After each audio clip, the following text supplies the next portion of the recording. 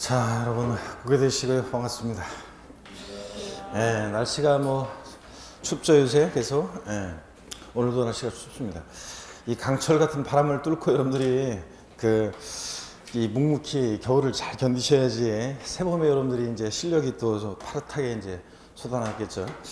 자, 405페이지입니다. 오늘 여러분 405페이지. 자, 취득세 세금 계산은 어떻게 할 것이냐. 요 과세 표준 중요하다고 그랬죠, 여러분들? 자, 세율 중요한데 일단 이렇게 펴놓으시고 405페이지에 지난 시간에 배운 것을 복습을 한번 해보겠습니다.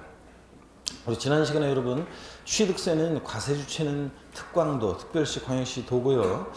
또 취득세는 유통 과정에서 부과되는 세금입니다. 그죠? 유통 과정에서 부과되고 취득 행위를 보고 부과하는 세금인데 취득세는 물세라고 그랬어요? 인세라고 그랬어요? 물세입니다.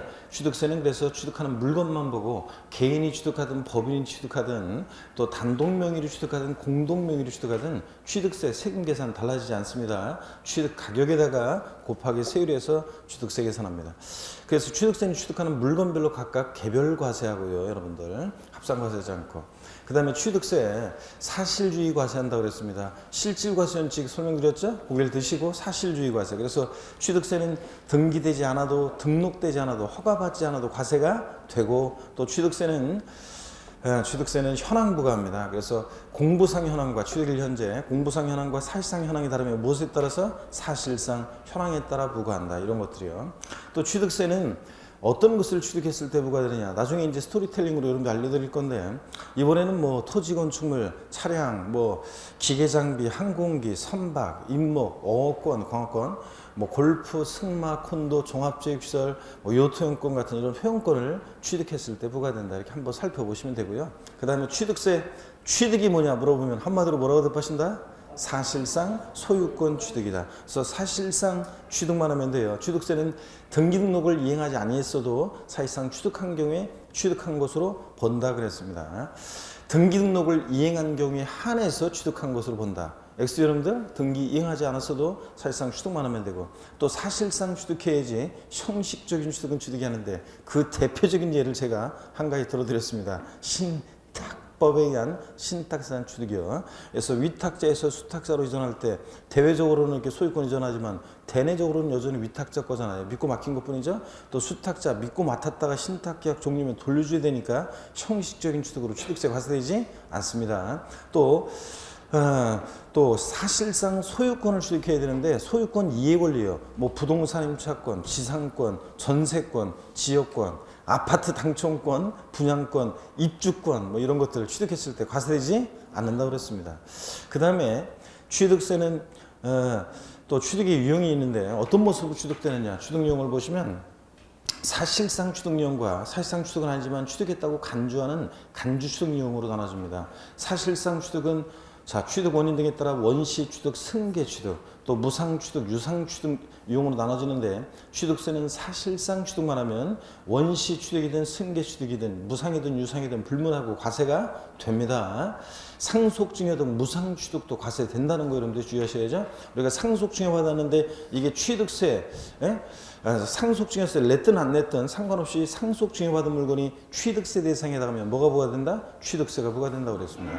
또 그럼 그 다음에 여러분 취득세, 다만 근데 원시 취득에 과세되지 않는 유형도 있었습니다. 네 가지가 있었는데 원시 취득에 과세되지 않는 경우 머리글자를 따서 차, 기, 항, 선의 경우는 원시 취득 과세한다란다 안 하고 승계 취득할 때만 과세한다고 그랬습니다. 그랬죠? 그 다음에 이런 사회통념상의 사실상 취득, 원시, 승계, 유상, 무상 취득한 게 아닌데도 지방세법상 취득했다고 간주해서 취득세가 부과되는 경우가 있는데 토지 지목 변경으로 어떤 일이 있을 때 가액의 증가가 있을 때 차량, 기계, 장비, 선박 종류 변경으로 가액의 증가가 있을 때 건축물 개수 등으로 가액의 증가가 있을 때 그 가액의 증가분을 취득했다고 간주해서 취득세가 부과됩니다. 또 과점주주란 자가 있죠. 어떤 비상장법인의 과점주주란 자가 주식을 취득합니다. 주식은 취득세 대상이 아니잖아요. 그런데 주식을 취득한 비율만큼 그 법인 소유의 부동산 등을 취득했다고 간주해서 그죠? 의지해서 취득세가 부과됩니다. 그럴 때 과점주주라고 하면 이 법인의 주식 전체 총수 중에서 주주 1인과 그와 친족관계 등 특수관계인자 주식을 합쳤을 때 전체에서 몇 프로? 50% 이상의 초과예요. 초과 보유한 주주를 말합니다. 딱 100분의 50인 주주는 과점주가 아니고, 자, 그래서 과점주란 자가 주식은 취득세 대상이 아닌데도 주식을 취득한 비율만큼 그 법인 소유의 비상장 법인 등을 그 법인 비상장 법인의 부동산 등 취득세 대상 물건을 취득했다고 간주해서 취득세가 부과됩니다. 그럴 때 법인 설립 시에 발행하는 주식을 취득하는 경우에 취득세 납세 의무가 있다 없다? 없다는 거. 법인 설립 시에는 납세 의무 없다 그랬죠? 제가 비상장 법인 설립한다고 했을 때 제가 지난주 일주일 내내 강의하면서 물어봤어요. 제가 비상장 법인 설립할 건데 주식을 살 거냐 그랬더니 다 안 산대요. 그래가지고 제가 눈을 그냥 부라리면서 그냥 안 살 거냐고 그랬더니 마지못해서 어떤 분단은 산다고 하는데 어떤 분단은 끝까지 안 산다고 하여튼 그런 사람도 있었는데, 비상장 법인 설립할 때 처음부터 독과점을 억제하고 소유분산을 시키면 법인 설립이 안 되잖아요. 처음에 비상장 법인은 자기하고 자기 가족들이 주주를 구성하는데, 그렇기 때문에 자, 과점주의 취득을 과세하는 이유는 비상장 법인 과점주가 되면 지멋대로 하니까 독과점 억제하고 소유분산을 촉구하게 한 건데, 법인 설립 시는 처음부터 그러면 안 되니까 법인 설립 시에 주식 취득은 납세 의무가 있다 없다? 없다는 거. 시험에 여러 번 나왔고요. 자, 그 다음에 취득세 어느 때 취득했다고 볼 것이냐? 취득 시기요. 취득 원인에 따라 다양한데, 매매 같은 유상승계 취득의 취득 시기는 원칙 언제라고 했습니까? 계약상 잔금지급일이요. 자, 계약상 잔금지급일. 명시가 안 됐다. 근데 계약상 잔금지급일, 계약서를 봤더니 잔금지급이 명시가 안 됐다. 그러면 계약일로부터 60일 경과하는 날입니다. 등기일도 아니고 사실상 잔금지급일도 아니고 계약일로부터 60일 경과하는 날. 자, 그 다음에 언제나 항상 자, 계약서와 상관없이 사실상 잔금이 지급된 때를 취득시기로 하는 경우도 있었습니다. 어떤 때 그렇다. 머리글자 따라서 5가지 국, 수, 공, 판, 법 같은 객관적인 취득이요. 국가, 지자체, 조합으로부터 취득하거나, 수입에 의해서 취득하거나, 공매, 경매 방법으로 취득하거나, 판결문에서 입증되거나, 다만 판결문에서 화해, 인나, 포기, 자백 간주한 것은 어떻게 한다? 제외한다고 그랬습니다. 객관성 없고 법인 장부로 입증되거나, 이렇게 국수공판법 같은 객관적인 취득은 언제나 항상 사실상 잔금지급을 취득시로 합니다. 계약서와 상관없이. 이런 날 이전에, 근데 지금까지 제가 얘기한 이런 날들 이전에 등기를 먼저 했다. 그럼 어느 때입니까? 등기를 취득시로 하고, 등기일이 빠르면 항상. 그 다음에 연부 취득의 경우에는 2년 이상의 기간에 걸쳐서 대금을 지급하는 방식으로 취득할 때, 연부 취득의 경우는 원칙적으로 매회 지급 때는 계약상 연부금지급일을 취득시료해요? 아니면 사실상 연부금지급일을 취득시료해요? 사실상 연부금지급일을 취득시료합니다. 계약서와 상관없이. 그 다음에 또 상속으로 취득했다. 어느 때? 상속개실. 자, 증여 같은 무상 취득은 어느 때? 증여 계약일. 증여 계약일을 취득시료하죠. 자, 증여로 인한 취득은 그래서 증여 계약일을 취득시료하고, 그 계약한 날, 자, 그래서 계약일을 취득시료합니다. 그렇지 않으면 사람들이 그냥 뭐 내 전 재산 어디다 뭐 기부하겠다 그래놓고 하룻밤만 자면 마음 변하고 반만 할까, 또 하룻밤만 자면은 반에 반만 할까, 이렇게 하니까 땀만 먹지 못하도록 증여는 어느 때? 계약일을 취득시료하고, 상속은 상속개실. 물론 하여튼 등기일이 빠르면 언제다? 무조건 등기일이고요. 자, 이렇게 해서 이런 것들을 우리가 지난 시간에 배웠습니다. 405페이지에 자, 오늘 과세 표준 여기부터 올 차례죠. 세금계산 어떻게 할 것이냐. 자, 펴놓으시고. 제가 얼굴 상태가 굉장히 안 좋습니다. 왜 안 좋냐고요? 계속 술 먹어서 그래요. 계속. 자, 어제도 우리 노원 그 합격자 모임이 있었죠. 합격자 모임이 있어가지고 어제도 여기에 저 왔다 갔었는데, 뭐 합격생 얼굴들 보니까 뭐 이렇게 앉아서 지난 1년 동안 공부했던 그 수강생들 어느 자리에서 앉아서 공부했었던 그 얼굴을 보니까 어떤 자리에 앉아서 공부했었던 그 수강생의 1년의 모습들이 쭉 스쳐 지나가기도 하고 막 그랬습니다. 반갑게 그랬는데, 그래서 뭐 시간이 뭐 저기 해가지고 어떻게 술 한 잔씩 따라주고 한 잔씩 받고 이렇게 했습니다. 그래서 시간을 보냈는데, 요 와중에도 있죠. 어제도 보면은 시험에 한 문제 차이로 떨어진 사람도 있고, 뭐 심지어는 어제 한 문제 차이로 떨어진 수강생분이 어제하고 그저께 계속 왜냐면 한 문제 이렇게 구제 받으려고 문의 계속 했던 수강생분들이 있는데, 결국은 안 됐다고 한 문제 구제를 못 받아가지고 요번에 이의 신청을 제기를 문제를 많이 안 받아줬어요. 그래서 공시세법에서 2차에서는 공시법에서 한 문제 받아준 것 같아요. 그래서 안 받아주고 그러다 보니까 많은 분들이 한 문제 때문에 떨어져가지고 결국은 떨어졌다고 메시지가 또 왔더라고요. 그 다음에 또 이제 보면 이런 수강생도 있어요. 이런 경우는 예전에 한번 봤었는데 그 이후에 이런 경우는 쉽지 않은데 책형 있잖아요. A 책형과 B 책형 요거 체크하는 거에 체크를 잘못한 수강생이 있어가지고 떨어진 수강생이 있습니다. 이게 지금 그 책형은 보면은 그 감독관들이 요거 이게 체크해 주거든요, 이거. 그래서 책형 잘못한 거는. 그래서 제가 예전에 어떤 수강생분은 이 책형을 잘못했는데 다행히 그때는 감독관이 이렇게 마지막으로 이렇게 이제 다 답안 시험 종료되고 답안 제출하고서 이게 검토하다가 어떤 그 수강생이 급히 가서 이거 얘기를 하니까 그 수강생이 그렇네 그러더니 시험 종료되어 있는 상태에서 이거 책형을 고쳐서 해줬어요, 그 감독관이. 그래서 그런 경우는 한번 제가 봤는데 얘기를 들었는데 그 이후에는 책형을 잘못해가지고 시험 떨어지는 경우는 밀려 쓰거나 뭐 잘못 체크하거나 이중으로 체크하거나 그래서 떨어진 경우는 봤어도 제가 이렇게 책형 잘못한 경우는 거의 못 봤었는데 지금 요번에 그 한 분이 그 책형을 잘못해가지고 그 감독관도 다 잘못이지 하여튼 책형을 잘못해가지고 결국은 지금 떨어진 분이 계셔요. 진짜 어떻게 이거 책형을 그 문제 보면 그 처음에 처음에 이렇게 수험번호 체크하고 책형하라고 할 때 체크할 때 그때 그거만 신경 쓰면서 그거만 체크를 정확히 했어야 되는데 이제 마음은 이제 문제 푸는 데 가 있고 이제 그러다 보니까 요거를 놓친 것 같아요. 그래서 감독관도 요걸 확인을 못 하고 그래가지고 지금 떨어진 분이 있습니다. 이거 제가 보기에는 구제가 쉽지 않을 것 같아요. 이건 거의 소송으로 가야 되는 상황인데 가도 제가 보기에는 쉽지 않을 것 같습니다. 책형을 잘못해가지고 안타까운 이런 사연입니다. 이런 분들은 얼마나 일단 가답안에 의했을 때 점수는 넉넉하게 남았는데 지금 이런 상황이 벌어졌어요.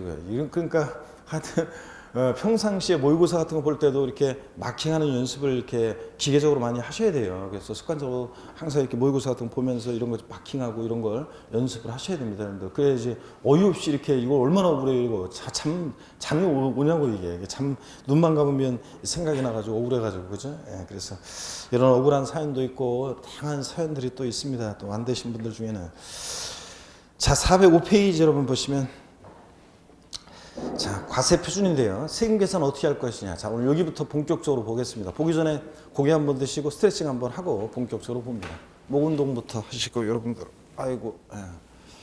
반대로도 돌리시고 허리도 좌로 우로 돌립니다. 기지개도 뒤로 화끈하게 제끼시고 좋습니다, 여러분들. 세금 계산 어떻게 할 것이냐는 건데 여러분요. 이거 어떤 거냐면 이런 얘기예요. 이쪽에 보시면 우리 세금 계산 어떻게 하느냐. 세금 계산은 이렇게 한다고 그랬어요. 과세 표준이라는 거 과표 결정이 되면 그러면 이제 곱하기 세율이죠. 법에서 정해진 세율을 곱해요. 그래서 우리가 뭘 구하냐면 산출세율을 구합니다.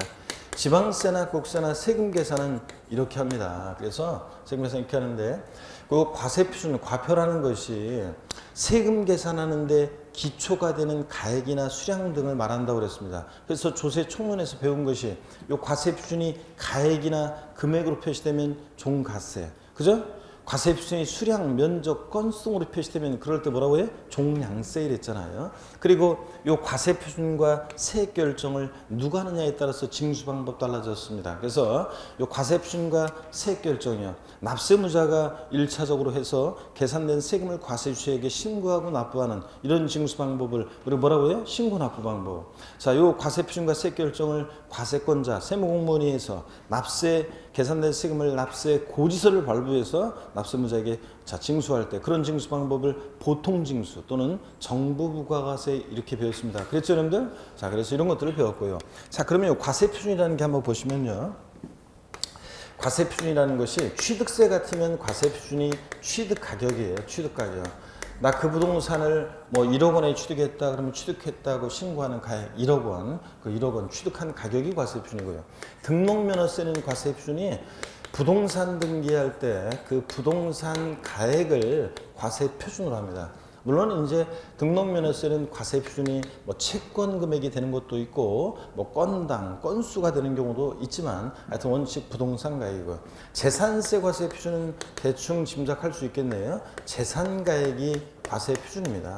그 보유하는 재산가액 이게 이제 과세 표준이 돼요. 그럴 때 취득세나 등록면허세는 신고 납부하는 세금이니까 이 과세 표준을 누가 결정하냐면 납세 의무자가 1차적으로 납세 의무자가 결정합니다. 원칙적으로.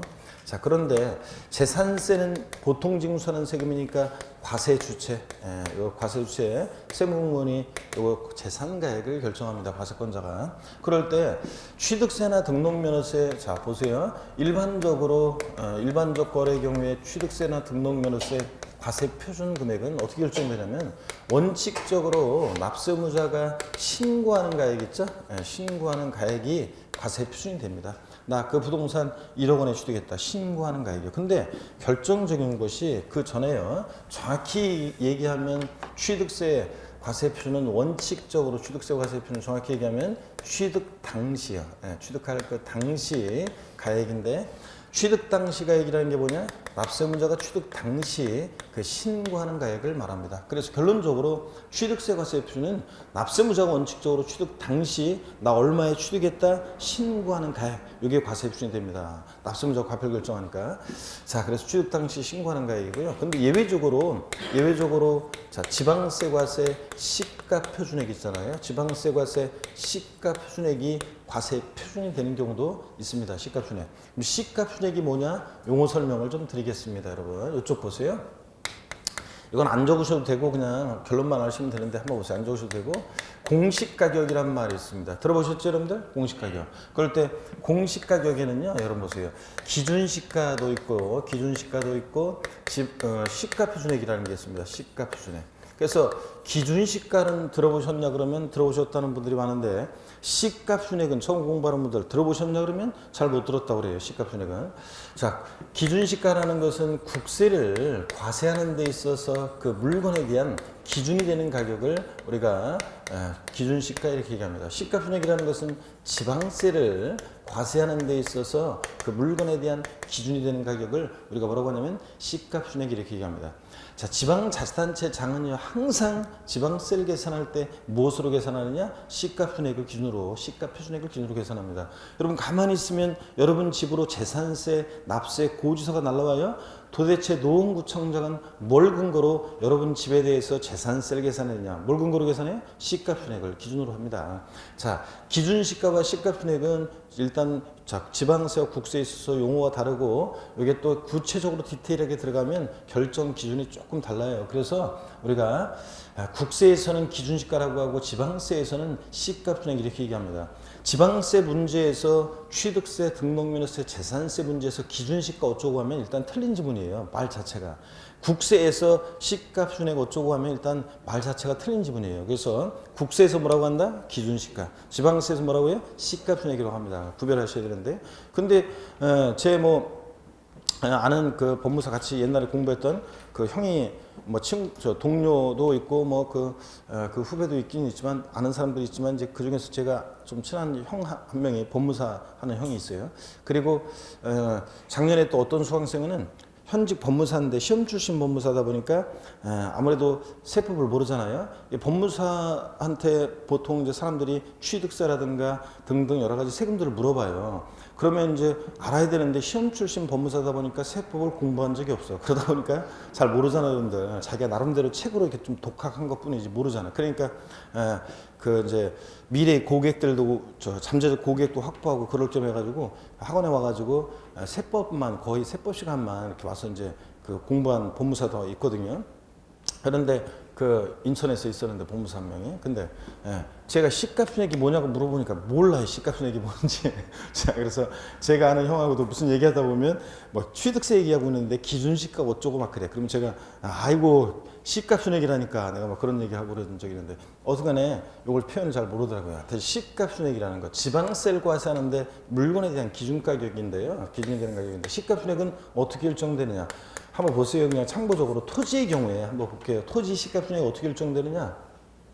우리 대한민국에 수많은 땅들 있잖아요. 필지들이 있는데 그럴 때 통치권이 미치는 우리 전국토에 수많은 필지들 있잖아요. 울릉도, 독도도 있고. 그럴 때 이 수많은 필지들의 땅값을 매길 때 예를 들어서 경기도 부천시가 있다 그러면 그 부천시에 수많은 필지들이 있잖아요. 이 땅값을 정하기 위해서 주변 토지 가격에 영향을 줄 수 있는 대표적인 땅을 선정해요. 이것을 표준지라고 합니다. 표준지.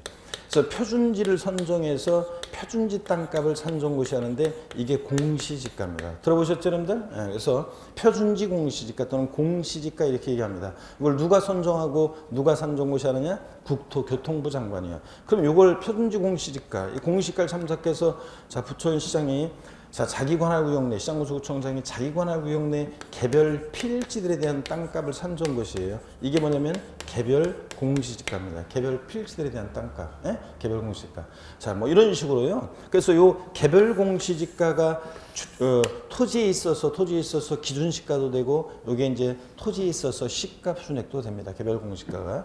주택도 또 뭐 이런 방식이에요. 그래서 주택 같은 것도 뭐 이런 식으로 전국에 수많은 주택들이 있을 때, 자 예를 들어서 뭐 어떤 시군구에 주택들이 수없이 많죠. 그 주택들 중에서 대표성 있는 주택들을 선정합니다. 그러니까 주변 주택 가격에 영향을 줄 수 있는 대표성 있는 주택들을 선정하는데 그게 표준주택이고요.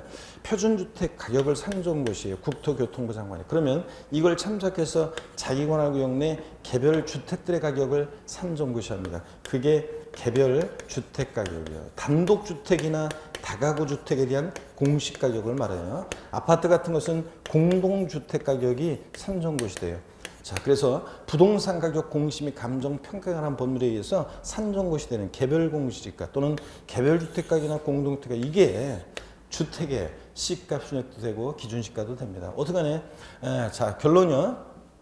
토지에 있어서 시가 순액은 뭐냐면 개별 공시지가, 주택에 있어서 시가 순액은 개별 주택 가격이나 공동주택 가격, 이게 주택의 시가 순액입니다. 건축물의 시가 순액은 어떻게 산정고시 되느냐? 그건 모르셔도 돼요. 뭐 그래서 소득세법 규정에 따른 건축물 신축 가격 기준액에다가 여러 가지 지수들을 적용해서 구하는데 이런 거 모르셔도 됩니다. 어떡하냐 여러분, 다시 결론만 이런 방식으로 산정고시 된다는 거야. 그래서 시가 순액 그러면 다시요. 토지에 있어서 결론적으로 토지에 있어서 시가 순액은 뭐라고요?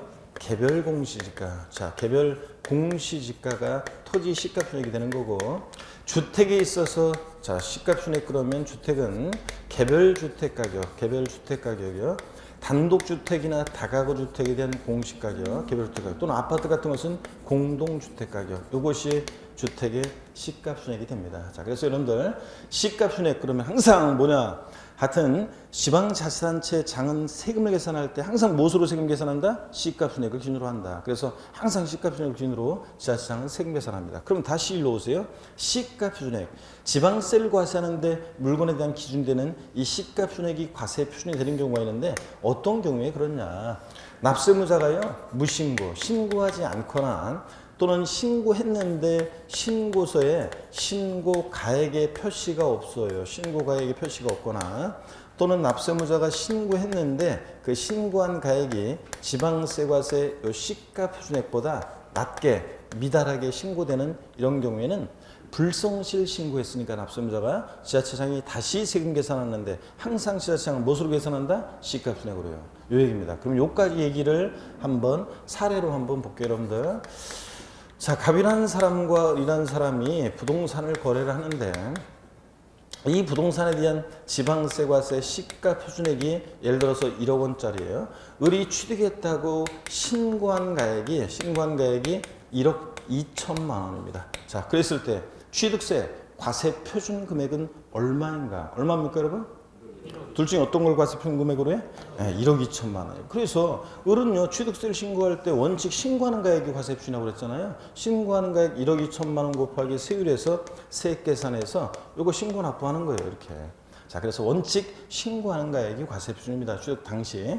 근데 이렇게 하는 게 원칙인데 요번에 이렇게 하겠습니다. 을이 신고를 안 했어요. 자, 신고를 안 해. 자, 그러면 그대로 끝나는 거 아니죠, 여러분들? 지자체장이 납세무자가 신고 납부하는 세금인데 신고 납부 안 하면 그대로 끝나지 않고 2차적으로 누가 세금 계산해?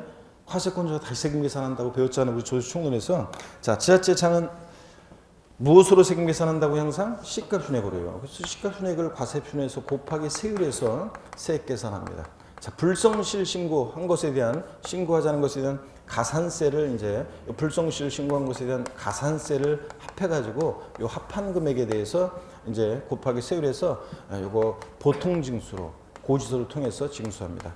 취득세나 등록면허세는 우리 조세 총론에 배웠어요. 원칙 신고 납부하는데 납세무자가 자 불성실 신고했다. 자 그러면 과산세 정되고 과세권자가 다시 계산한 산출세에다가 합해가지고 납세 고지서를 발부해서 징수한다고 그랬습니다. 조세 총론에서. 그래서 취득세나 등록면허세 같은 신고 납부하는 세금들은 원칙은 신고 납부하는데 가산세부터 예외적으로 보통징수 방법으로도 징수할 수 있다. 배웠잖아요 우리가. 그 얘기예요. 그래서 요번에 이렇게 신고하지 않았을 때 지자청이 시가 편액으로 과표 결정합니다. 또 요번에 이렇게 할게요. 납세무자가 신고하긴 했어요. 했는데 만약에 시가 편액보다 낮게 신고했어요. 만약에 7천만 원에 취득했다고 신고한다. 이랬을 때요. 자 어떤 얘기냐면 우리가 여러분 한번 보세요.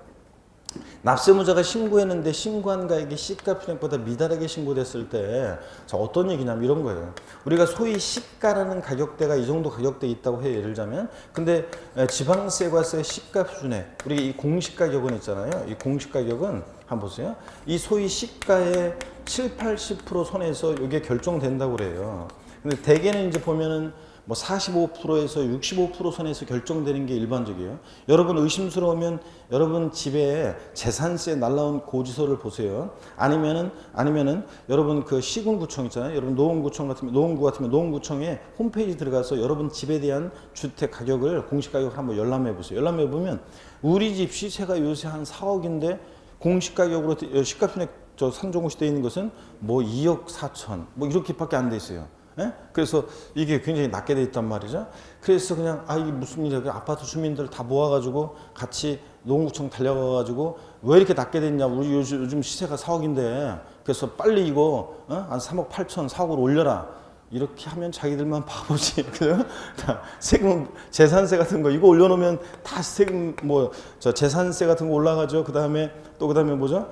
그 의료보험이라든가 여러 가지 준조세 이런 거 다 올라가잖아요, 여러분들. 그렇기 때문에 안 올리는 것 뿐이지. 하여튼 대개 이렇게 반응돼서 시가의 7, 80% 선에서 결정된다고 하는데 실제는 더 낮게 돼 있고요. 근데 하여튼 이게 반응된다고 합니다. 근데 납세무자가 이제 신고 이렇게 돼 있는 것을 신고했는데 취득했다고 신고한 가액이 어떤 취득자가 신고한 가액이 시가 편액보다 낮게 미달하게 신고가 돼요. 그러면 자 과세권자 입장에서 보세요. 뭐야 시가의 7, 80% 선에서 여기를 보고 시가의 7, 80% 선에서 결정이 된 이거보다 더 낮게 신고해? 그러면 이 신고한 가액에 대한 객관적인 입증이 없는 한은 불성실 신고했다고 봐요. 그래서 불성실 신고했다고 봐가지고 지자체장이 다시 과표 결정합니다. 항상 무엇으로 결정해? 시가편액으로. 자, 이 얘기입니다. 납세무자가 신고한 가액이 시가편액보다 미달하게 신고되면 지자체장은 무엇으로 과표 결정해? 시가편액. 그래서 여기 보세요. 다시 오셔가지고 자, 납세무자가 신고한 가액이 자 7천이에요. 시가편액 1억짜리인데 그럼 불성실 신고했다고 봐서 객관적 입증이 없는 한은 자 다시 과표 결정해. 뭐로? 시가편액으로 곱하기 세율세 계산하고 불성실 신고한 것만큼에 대한 가산세 계산해서 합한 금액을 납세 고지서를 발부해서 징수하는 겁니다. 여기까지 이해되십니까 여러분? 납세무자가 신고하지 않거나 또는 신고했는데 신고한 가액이 시가편액보다 미달하게 낮게 신고되거나 또 이렇게 신고했는데 신고서에 신고 가액의 표시가 없거나 뭐 이런 경우는 불성실 신고하면 지자체장이 항상 무엇으로 과표 결정한다? 시가편액으로. 요 얘기입니다, 여러분들. 자, 그래서 취득세, 과세 표준 어떻게 결정되느냐? 신고 납부하는 세금이니까 납세무자가 과표를 결정한다. 취득세, 과세 표준은 취득 가격인데 원칙적으로 취득 당시 납세무자가 신고하는 가액이 과세 표준입니다. 근데 예외적으로 납세무자가 신고하지 않거나 신고서에 신고 가액의 표시가 없거나 신고한 가액이 시가편액보다 뭐하게? 낮게 신고되면 지자체장이 다시 과표 결정하는데 항상 무엇으로 지자체장은 과표를 결정한다? 시가편액으로. 여기까지 이 얘기를 스토리처럼 이해하시면서 보시고요. 자, 그 다음에 여기를 한번 봅니다. 또 시가표준액과 상관없이 근데 특례가 있어요. 시가표준액과 상관없이 높은 가격이든 낮은 가격이든 언제나 사실상 그 취득한 가격을 여기 설명을 듣습니다. 교재에 있다 볼 거예요.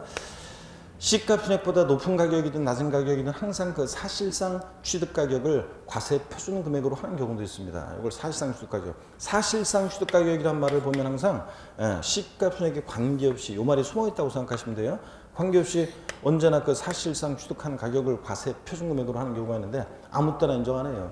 그러면 다 시가편액보다 낮게 신고하지. 그래서 이건 객관적으로 취득 가격을 증명할 수 있는 거래만 인정하는데요. 먼저요. 국가, 지자체, 조합으로부터 취득하는 경우예요. 여러분, 제가 서울특별시로부터 부동산을 매매로 취득하는데요. 시가편액 1억짜리를 서울시로부터 7천만 원에 취득했어요. 그러면 그 7천만 원 취득한 가격에 대해서 객관적으로 입증이 돼야 한대요. 되잖아요. 공무원들이 다 적어놨을 거 아니에요, 여기다. 그러니까 국가지자체, 지자체 조합으로부터 취득할 때는 시가편액보다 높든 그 사실상 취득가액을 과세 표준금액으로 합니다. 28회 시험에서 지문에 어떤 게 있었냐면 이런 게 있었어요. 여러분들 한번 들어보실래요? 국가로부터 유상 취득하는 경우에는 신고 또는 신고가액의 표시가 없거나 그 신고가액이 시가편액보다 적을 때에도 사실상 취득가격 또는 연부금액을 과세 표준으로 한다.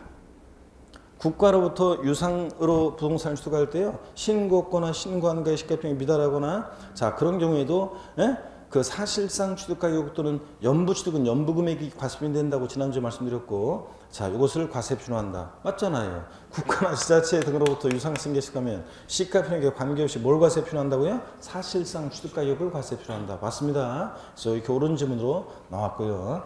몇 년 전에도 한번 나왔는데요. 그렇게 자 그 다음에 수입에 의한 취득이요. 수입신고 필증에 의해서 사실상 취득한 가격 다 입증이 됩니다.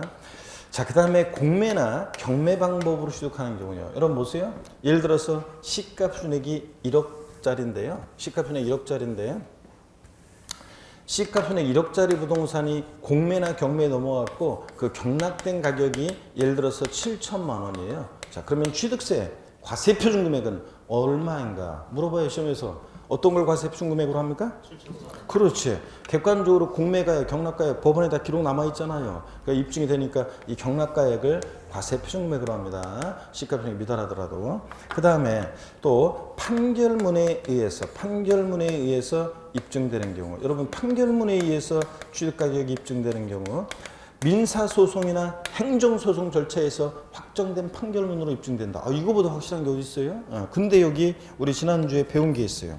다만 이 판결문에서 다만 제외되는 경우가 있었는데 단 화해조소라든가 인락조소라든가 포기조소라든가 그 다음에 자백간주에 의한 이런 것들은 판결문에 포함한다 제외한다? 제외한다고 그랬습니다. 객관성 없는 것들이잖아요. 자, 정식 재판 전에 또는 재판 중에 조정하는 절차 속에서 나온 거니까 이런 화해, 인락, 포기, 자백간주한 것은 객관성이 있다 없다? 없다. 취득가액 객관성 증명할 수 있는 서류가 아니에요. 시험에서 예전에 나온 것이 화해 조소상으로 입증되는 가격이 시가편액에 미달하는 경우에도 이 화해조상 입증되는 가격을 취득세 과세표준 금액으로 한다. OX요. X입니다. 화해조소상으로는 이 취득가격을 객관적으로 증명할 수 없으니까 시가편액이 미달할 때는 뭘 과세표준한다? 시가편액을 과세표준합니다. 이해되십니까 여러분? 객관성 없는 서류니까 화해조소는. 그 다음에 법인장부로 입증되는 경우 법인장부에 의해서 입증된다. 취득가격이 법인이 계약의 일방 당사자일 때 이것도 확실하다고 합니다. 객관성이 떠봐서 그 법인장부로 증명되는 가액을 사실상 취득가격으로 해서 그 법인장부상 증명되는 가액을 취득세 과세표준금액으로 합니다. 시가편액에 상관없이요. 자, 요까지 우리 취득세에서 객관적인 취득 제 입에서 나왔다 그러면 국수공판법 요까지 배웠죠? 근데 과세표준에서는 하나가 더 들어가요. 보세요. 하나가 더 들어가는데 부동산 거래 신고에 관한 법률에 의해서요. 부동산 거래 신고에 관한 법률에 의해서 신고서 제출해서 검증받은 취득인데요. 요건 여러분들이 아직까지는 잘 이해가 안 될 수 있어요. 그냥 한번 가볍게 보고 그 다음에 또 뭐 까먹어도 다음 순환에 또 이렇게 하고 하다 보면 다음에 공부가 좀 되다 보면 이제 이해가 됩니다. 어떤 얘기냐면 한번 보세요, 여러분들. 이게 이런 얘기예요. 부동산 거래 신고에 관한 법률에서 검증받은 취득은 뭐냐 이런 거예요. 자, 어떤 지역에 땅값이 이 정도 가격대에 있었는데 땅값이 대형 국책 사업이 이 동네에 유치된다는 소문이 돌면서 땅값이 막 올라갔어요. 그래서 이 정도 가격대 시가가 있고 형성돼 있고 이 시가를 반영해서 지방세, 과세, 시가순액이 산정고시가 됐는데 대형 국책 사업이 옆 동네 뺏기면서 땅값이 다시 내려갑니다. 헛방이다 이래가지고 시가편액보다 근데 더 낮은 가격대 거래가 있었고 공인중개사가 거래를 중개해서 관계당국에 신고서를 제출해서 이게 포인트예요. 관계당국에서 검증을 받습니다. 그래 맞아. 아유 저 대형 국책 사업 때문에 한참 뭐 그냥 투기 바람 불고 땅값 올라갔었는데 이거 무산되면서 땅값이 다시 시가 평가보다 떨어져가지고 거래가 됐을 것이다. 검증받은 경우에는 이 신고한 가액을 잘 보세요. 사실상 취득가격으로 합니다. 이걸 사실상 취득가격으로 봐서 사실상 취득가격으로 한다는 말 속에는 시가표준액에 관계없이 높든 낮든 시가표준액에 관계없이 이 말이 숨어있다고 생각하시면 돼요. 시가표준액에 관계없이 그 사실상 취득한 가격을 취득세 과세 표준금액으로 합니다. 헷갈리면 안 되는 것이 여기 보세요. 취득세 과세 표준 원칙적으로 취득 당시 납세문자가 신고하는 가액인데 이 원칙 납세문자 신고하는 가액과 요거는 이제 구별하셔야 돼요. 요때 신고하는 가액은 그냥 신고 가액이 아니라 부동산 거래 신고에 관한 법률이라는 게 있는데 그 법률에 의해서 신고서를 제출해서 관계당국에 의해서 검증받은 그런 취득의 경우라고 시험에서 나와요. 신고가액인데 하여튼 부동산 거래 신고에 관한 법률에서 신고서에 검증받은 취득임 이런 식으로 단서가 항상 나와요. 그런 경우에는 이 신고한 가액을 시가표준액에 관계없이 뭐로 한다고요? 이걸 과세표준금액으로 해요. 그래서 나중에 이제 우리가 다음 수나 이제 특히 3, 4월 과정 정도 되면 자세히 제가 이걸 이제 비교해 설명드릴 거예요. 맛배기로 한번 살짝 보시면요. 일반적으로 납세문자가 신고하는 가액이 있고 지방세과세 시가표준액이 있는데 신고한 가액이 8천만 원, 시가표준액이 1억 원이에요. 그럴 때 일반적인 거래의 경우에는 어떤 걸 과세표준금액으로 해야 됩니까? 예? 그렇지. 일반적인 거래의 경우에는 신고가액 시가표준액 미달하면 뭐가 과세표준액? 시가표준액이야. 근데 요번에는 부동산, 이 신고한 가액이 만약에 시험 단서에 부동산 거래 신고에 관한 법률에 의해서 검증받은 취득이다. 이렇게 단서가 붙어 있으면 그때는 시가표준액에 관계없이 뭘 과세표준액? 이 신고한 가액을 과세표준금액으로 하게 됩니다. 차이점 아시겠습니까, 여러분? 일반적으로 그냥 납세문자가 취득 당시 신고한 가액이 8천. 시가표준액 1억. 그러면 뭘 과세표준액? 시가표준액. 근데 다만 이 신고한 가액이 부동산 거래 신고에 관한 법률에 의해서 신고서 제출해서 검증받은 취득이다. 이런 단서 조건이 붙었을 때는 뭘 과세표준하고 이 신고한 가액을 과세표준하고요. 아시겠습니까, 여러분? 그래서 그런 차이점이 있습니다. 아직은 좀 헷갈릴 건데 나중에 하다 보면 됩니다. 이렇게 해서요. 다시요.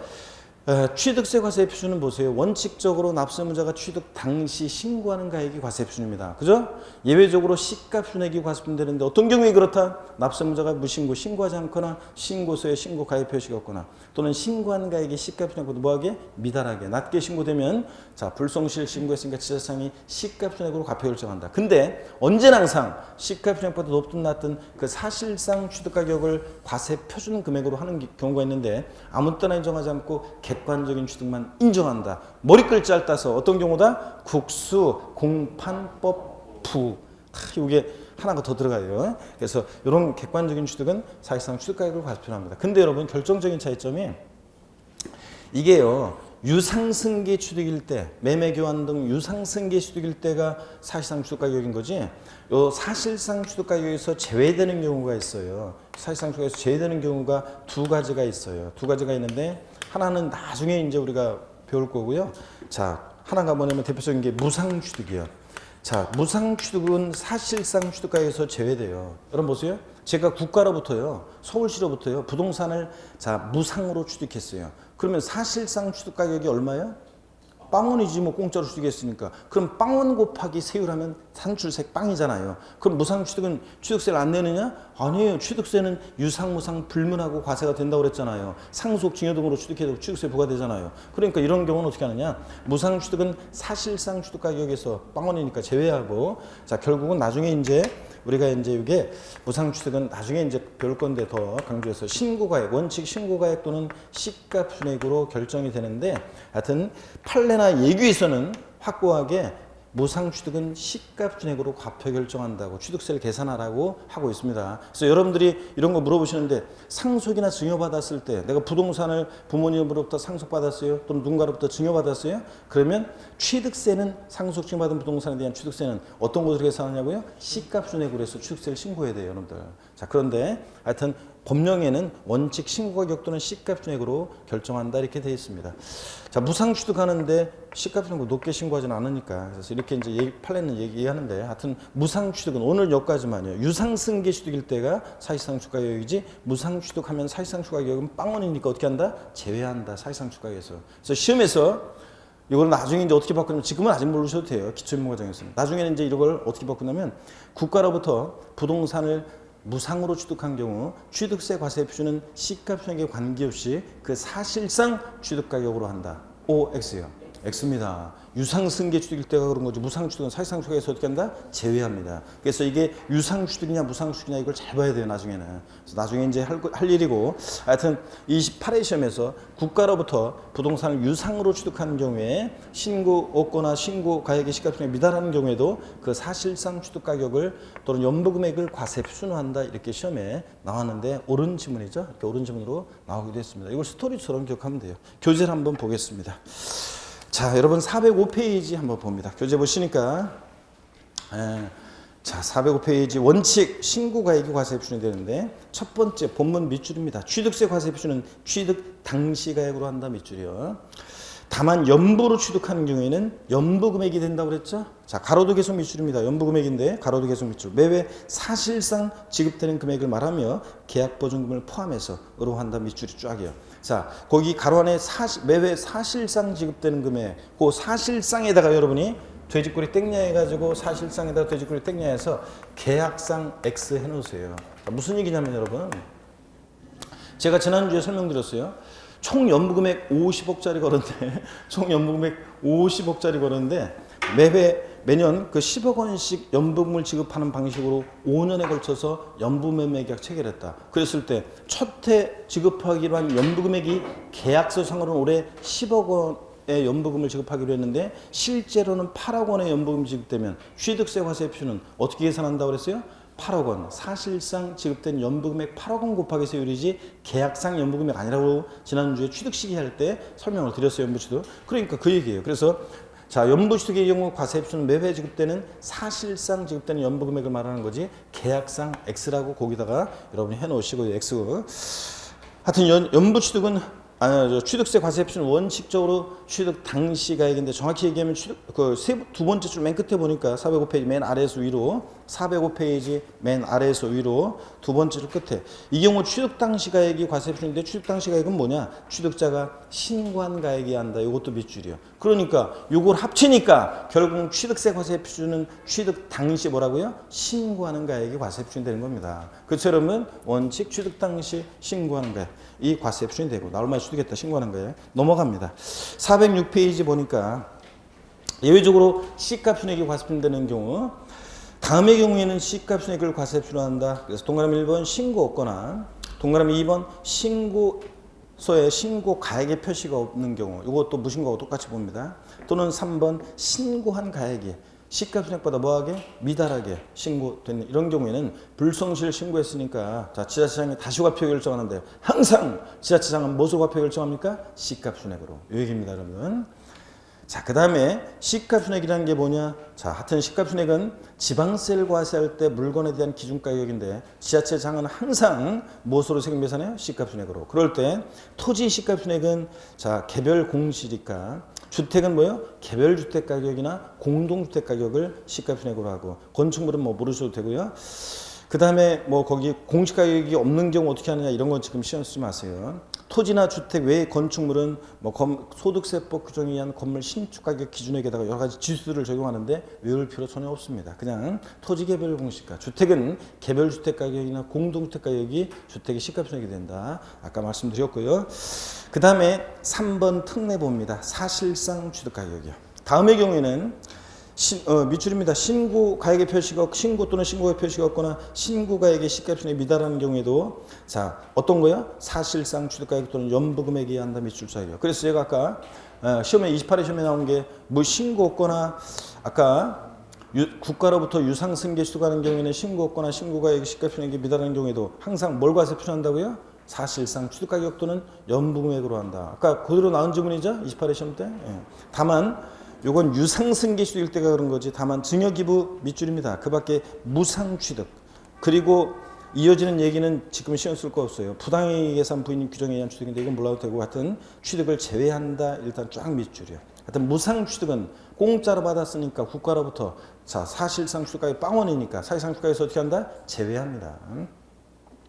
어떤 경우에 C값에게 관계없이 항상 사실상 취득가액을 과세표준하느냐? 동그라미 1번 국가지자체, 지자체, 조합으로부터 취득, 국외 동그라미. 동그라미 2번 외국으로부터 수입에 의한 취득, 수의 동그라미. 공매, 경매 방법. 경매는 안 되나요? 경매도 포함입니다. 공매 방법에 의한 취득, 공의 동그라미. 4번 판결문, 판의 동그라미요. 화해, 포기, 인락, 자백 간주한 것은 제외한다고 그랬고 객관성 없고. 법인 장부에서 취득가액이 입증되는 취득, 법의 동그라미. 그 다음에 동그라미 5번 부동산 거래 신고에 관한 법률에 의해서 신고주에 주에서 검증받은 취득 부의 동그라미요. 그래서 머리글자를 따서 우리 어떻게 된다고요? 국수 공판 저를 꼭 보셔야 되는데 지금 국수 공판법 부의 경우에는 언제나 항상 사실상 취득가액 또는 연부금액을 과세표준합니다. 왜 제가 맨 마지막에 부 이렇게 이거 꺾냐고요? 그럴 이유가 있어요. 취득 시기에서 객관적인 취득은 국수, 공판, 법까지예요. 나중에 이제 배울 건데, 근데 부동산 거래 신고에 관한 법률에 검증받은 취득, 요거 취득 시기에서는 요거 좀 일반적인 경우하고 똑같이 취급하기 때문에 요건 이제 그래서 제가 요거 이제 구별하는 건데, 하여튼 취득 시기에서 객관적인 취득은 국수, 공판, 법까지인데. 과세표준에서 사실상 취득가액을 과세표준하는 객관적인 취득은 국수, 공판법. 저를 보시라니까 부 이게 하나가 더 들어갑니다, 여러분. 아셨죠? 예. 자, 그래서 이렇게 일단 해놓으시고요. 그 다음에 407페이지 이제 간주 취득 등의 경우에 과세표준은 뭐가 되느냐 이런 것들은 지금 신경 쓸 거 없어요. 뭐 의제 취득, 간주 취득은 그 증강가액을 과세표준하는데요. 예, 일단 뭐 신경 쓰지 마시고요. 어차피 뭐 다음에 또 보시면 되기 때문에 넘어갑니다. 아니구나. 넘기기 전에 407페이지에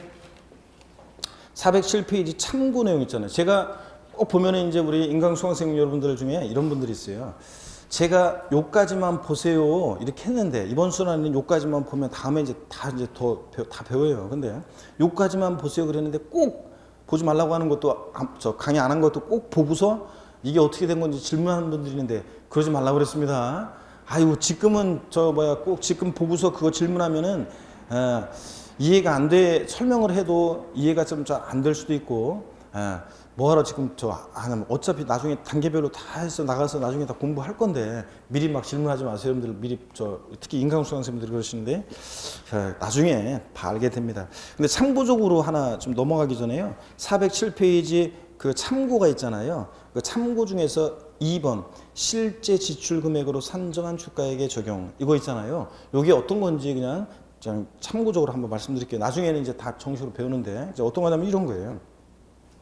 부동산을 읽어보니까 취득할 수 있는 권리. 이제 부동산을 취득할 수 있는 권리가 뭐냐 그러면 이제 이게 문제란 말이에요. 이걸 이제 미리 지금 설명드리면 부동산을 취득할 수 있는 권리가 뭔지를 막 설명해야 되잖아요. 근데 나중에 양도소득세를 공부하면 부동산 취득할 수 있는 권리가 뭔지를 배우게 되거든요. 그러니까 지금 미리 설명할 필요가 없는 거예요. 뒤에 어차피 이제 양도세 하고서 나중에 보면은 이제 알게 돼요. 이제 대표적인 게 뭐냐면 아파트 당첨권이나 분양권 같은 거예요. 자, 봅니다. 부동산을 취득할 수 있는 권리, 아파트 분양권 같은 거요. 타인으로부터 이전받은 자가 부동산을 취득하는 경우로서 분양 가격이나 공급받은 가격보다 낮은 경우에는 실제 지출 금액을 기준으로 산정한 취득가액을 과세 표준화한다게 되어 있습니다. 자, 지금은 그냥 줄도 긋지 마세요. 나중에 어차피 할 거니까. 이제 뭐냐면 이게 여러분 이런 거예요. 우리가 아파트 우리가 분양권 샀어요. 프리미엄을 주고 이제 사는 경우도 있고 프리미엄을 주고 팔기도 하고 이 분양권 같은 거 보면은 프리미엄이 이제 붙잖아요. 뭐 1억, 2억, 3억 막 붙는 경우도 있습니다. 막 보면 그냥 제가 어제도 어떤 사람한테인가 얘기 들으니까 그냥 세종시였구나. 그저께 얘기 들은 거예요. 그저께 세종시였는데 막 그냥 처음 분양받은 사람들이 집값이 지금 얼마나 올랐냐면 한 3억, 4억 막 3억인가 올랐다고 하더라고요. 그래가지고 내가 진짜 그런 얘기 들을 때 속이 좀 쓰리죠? 그렇잖아요. 가만히 있었는데 그냥 3억이 올라버렸으니까 3억 모으려고 해보세요, 여러분들. 그래가지고 가만히 앉으셔서 그런데 어떤 간에 그런 것처럼 보세요. 프리미엄이 붙는 경우도 있지만 또 어떤 지역은 마이너스로 떨어지는 지역도 있습니다. 그죠? 동탄 어딘가 보니까 외곽 쪽은 보니까 마이너스로 떨어졌다는데요. 뉴스도 봤는데요. 여러분 봅니다. 그래서 자, 예전에 취득세를 어떻게 했냐면요. 취득세 재작년까지는 어떻게 했냐면 예를 들어서 분양 가격보다 떨어졌어요. 마이너스로. 마이너스 프리미엄이 붙으면 취득세를 근데 신고하라고 할 때 있잖아요. 그 분양 가격으로 취득세를 신고하라고 그랬어요. 프리미엄이 붙었을 때는 프리미엄 붙은 가격으로 취득세를 신고하라고 그랬어요. 그럼 뭐야? 이런 도둑 아니 분양 가격보다 높을 때는 높은 가격으로 취득세를 신고하라고 하더니 마이너스로 떨어졌을 때는 분양 가격으로 신고하래요. 그러니까 이런 적이잖아요. 그래가지고 사람들이 원성이 자자하니까 바꿨어요. 분양 가격보다 여기에 떨어졌을 때는 뭐라고요? 예? 그 떨어진 그 실제 지출 금액으로 취득세를 신고하도록 바꾼 거예요, 여러분들. 대충 그런 얘기입니다. 하여튼 지금은 신경 쓰지 마시고요. 하여튼 취득세 과세 표준 그러면 오늘은 딱 요것만 알고 갑니다. 취득세 과세 표준은 신고 납부하는 세금이니까 납세무자가 과표를 결정합니다. 취득세 과세 표준은 취득 가격인데 납세무자가 결정합니다. 자, 원칙적으로 납세무자가 취득 당시 가액인데 정확히 얘기하면 취득 당시 뭐예요? 신고하는 가액. 이 과세 표준이 된다. 나 얼마에 취득했다 신고하는 거예요. 근데 예외적으로 신고하지 않거나 신고서에 신고 가액 표시가 없거나 납세무자 신고한 가액이 시가표준액보다 낮게 신고되면 불성실 신고했다고 봐서 지자체장이 항상 무엇으로 과표 결정해? 시가표준액으로. 지그시 눈을 감고 있구나. 고개를 탁 들고 자 눈을 뜨고 그 다음에 언제나 항상 시가표준액보다 높든 낮든 그 사실상 취득가액을 과세 표준 금액으로 하는 경우가 있는데 객관적인 취득이요. 머리 글자를 써서 어떻게 외운다? 국수 공판법 부 같은 경우에 그렇다. 근데 이건 유상승계 취득일 때가 국수 공판법 부 아싸 사실상 취득가격이 과세되는 거지. 무상으로 취득했을 때는 사실상 취득가격에서 어떻게 한다? 제외된다. 자 여러분 이 정도만 오늘 알고 가시면 됩니다. 시가표준액이 뭐냐? 하여튼 지방자치단체장은 항상 세금 계산할 때 무엇으로 세금 계산한다? 시가표준액으로. 시가표준액은 지방세를 과세할 때 그 물건에 대한 기준가격을 말한다. 국세에서 뭐라고 하고? 기준시가. 요거만 알고 가시면 돼요. 넘어갑니다. 408페이지 08번 세율입니다. 잠깐 쉬었다가 세율에 대해서 자세히 설명을 또 용어를 설명을 좀 드리도록 하겠습니다. 잠깐 쉬겠습니다.